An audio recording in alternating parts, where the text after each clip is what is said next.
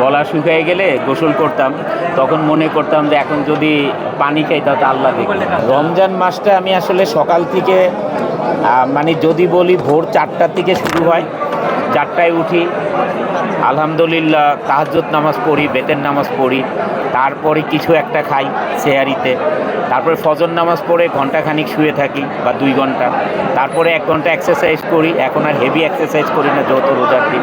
তারপরে তো সারাদিন কাজ করি। কিন্তু সেহরিয়ার ইফতারিতে আপনার আসলে ফেভারিট মেনু কি, যেটা আসলে আপনারা যেটা পছন্দ করেন, আমাদের দেশের ঐতিহ্য খাবার ছোলা বুট, তারপরে হচ্ছে পেঁয়াজু আলুর চপ, এটা আমারও ভালো লাগে, সবারই ভালো লাগে। ছোটবেলার রোজার স্মৃতি মনে পড়ে? ছোটোবেলার রোজার স্মৃতি যদি মনে পড়ে, অনেক সময় পানিতে ডুব দিয়েও পানি খেয়ে ফেলতাম, বলতাম যে এটা তো আল্লাহ দেখবে না, এটা মনে পড়ে।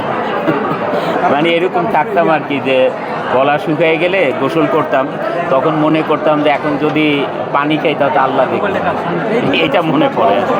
আর এটা ওই যে আমাদের ইকবাল ভাই কিলহীন, ওইটা না, এটা আসলে এই রোজায় না, সব রোজাই ছাড়বে এটা। আপনি কি পরবর্তীতে মজা পান নাকি?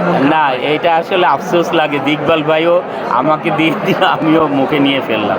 তবে ভালো হয়েছে যে আমার মনে হয়েছে যে আমি রোজা ছিলাম। রমজান মাস উপলক্ষে কোনো বার্তা দিতে চান কিনা আপনার যারা অনুসারী আছে? আর রমজান মাসে এটাই মানে আসলে সবার জন্যে একটি পরামর্শ দিতে চাই, ভালোবাসার সহিত বলতে চাই। আসলে আমরা যে এই যে ভেদাভেদ শুরু করেছি দেশে, মানে একে অপরের প্রতি শ্রদ্ধা নেই, মানে আমরা সবাই মনে হচ্ছে স্বাধীন, এগুলির থেকে বিরত থাকতে হবে। আসলে গুরুজনকে শ্রদ্ধা করতে হবে, একে অপরকে শ্রদ্ধা করতে হবে, তাহলে আমাদের দেশ এগিয়ে যাবে। বাট এখন যেটা হচ্ছে এটাতে আমি হ্যাপি না। মানে রাস্তাঘাটে যে যাকে পারছে মারামারি শুরু করে দিচ্ছে। ইভেন তো আমরা যখন তারাবি নামাজ পড়ি, রাস্তা দিয়ে দেখি হই হুল্লা, মানে চিৎকার চেঁচামেচি, এগুলো এখনও হচ্ছে। মানে এগুলো আসলে কাম্য নয়। এটা কখনো কোনো দেশের জন্য ভালো কিছু বয়ে আনবে না। কারণ দেশের নিরাপত্তা থাকতে হবে কঠিন, এবং সবাই শ্রদ্ধশীল থাকতে হবে একে অপরের প্রতি, না হলে তো দেশে শান্তিতে আমরা বাস করতে পারবো না। এটা কোনো সরকার একা কারো দ্বারা সম্ভব নয়, এটা আমাদের সবার দায়িত্ব আসলে। ঈদে ছবি আসবে, যদি আল্লাহ তাআলা হায়াত রাখেন, ছবি আসবে, অবশ্যই আসবে। বাট আপনারা আজকের থেকে আমাকে চিনেন না, বেশ অনেক দিন হয়ে গেল, 2008 থেকে। আমি কিন্তু এমনিতেই সবার জন্যে আমি মন থেকে দোয়া করি, ভালোবাসি, উইশ করি, যার সিনেমা রিলিজ হয় উইশ করি। আমি কিন্তু কম্পিটিটর মনে করে কারো প্রতি হিংসার চোখে কাউকে আমি কোনোদিনই দেখি না, এবং আল্লাহ তাআলা আমাকে যতদিন বাঁচিয়ে রাখবে এটা আমার মন থেকে আসবে, কারণ আমার এটা ক্যারেক্টারই আছে। আমার ক্যারেক্টার হচ্ছে আমি সবার জন্য আমি ভালোবাসতে চাই, সবার সাথে ভালো রিলেশন রাখতে চাই, সবার জন্য দোয়া করতে চাই।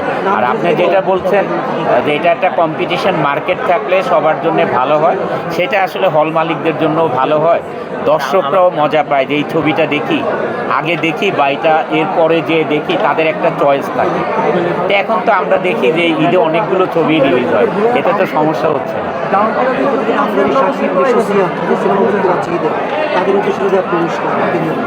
আর শাকিব খান, মিশু সাহেব, সিয়াম সাহেব সবাই খুবই ভালো অ্যাক্টর।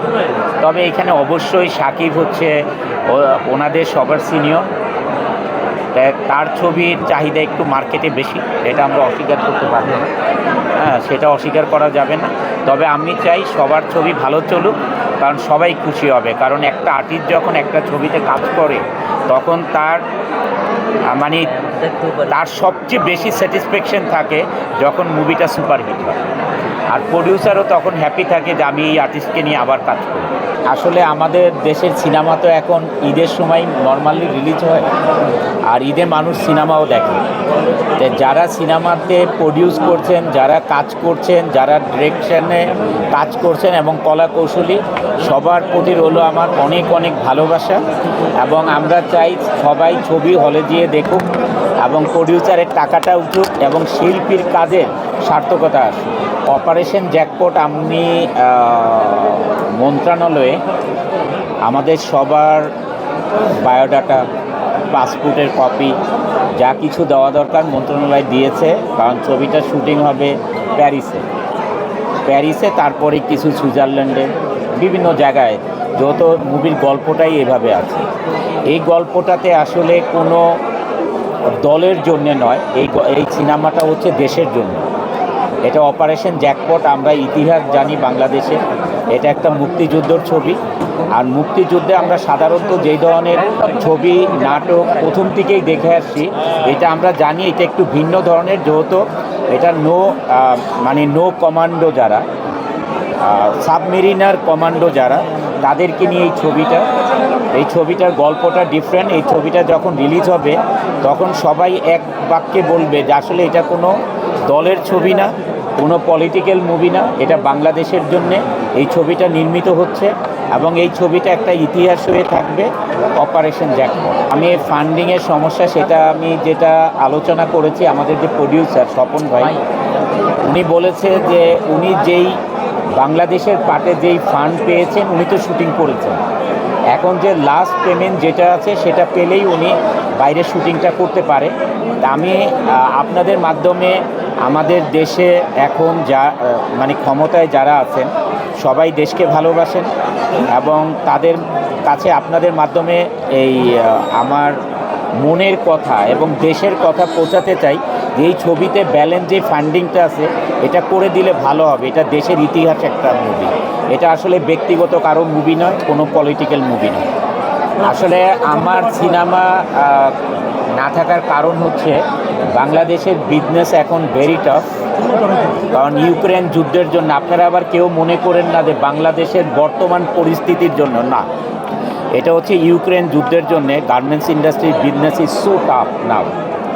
কারণ হরমুজ প্রণালী দিয়ে যে ভেসেল যেত, এটা আমেরিকা যেত 35 দিন, আর ইউরোপে যেত হচ্ছে ম্যাক্সিমাম 26 দিন, আর এখন এই ভেসেল যায় আমেরিকা যায় 62 দিন লাগে, ইউরোপেও 50 দিন লেগে যায়। কারণ হরমুজ প্রণালী দিয়ে ভেসেল না যাওয়ার কারণে বায়াররা আমাদের দেশে এখন অর্ডার কমিয়ে দিয়েছে, সিজন আমরা ধরতে পারছি না বিদায়, এবং প্রাইস কমিয়ে দিয়েছেন। তা আমি চাই না যে আমাদের যে কর্মসংস্থান আছে, 12,000 লোক কাজ করে, এই কর্মসংস্থানে কোনো সমস্যা হোক, এই কারণে আমি ম্যাক্সিমাম এখন বিজনেসে ফোকাস দিই।